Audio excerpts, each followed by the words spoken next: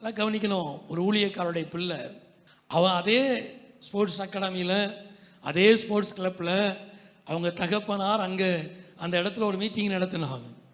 அந்த தகப்பனார் மீட்டிங் நடத்தினதுனால இவங்க சட்டத்தை மீறி மதம் மாற்றிட்டாங்க அப்படின்னு சொல்லி அந்த ஸ்போர்ட்ஸ் அகாடமியில் பெர்மிஷன் வாங்கி, அங்கே இருக்கிற கேம்பஸில் அதனுடைய எல்லா அதிகாரத்தையும் பெர்மிஷன் வாங்கி அங்கே ஒரு மீட்டிங் நடத்துகிறாங்க.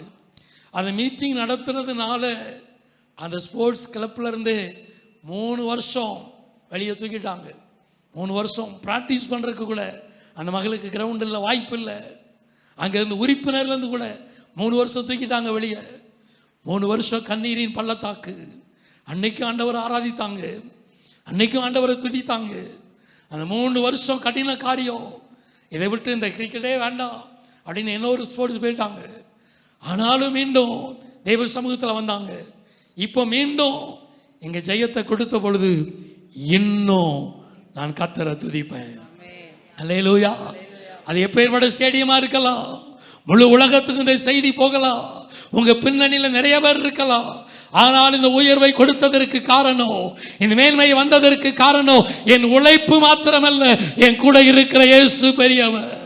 இன்னும் நான் துதிப்பேன், இன்னும் நான் அவரை உயர்த்துவேன்.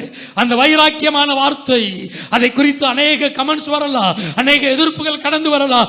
ஆனாலும் நான் கர்த்தரை துதிப்பேன். உயர்வுக்கு காரணம் அவர் என் கூட இருக்கிறதுனால.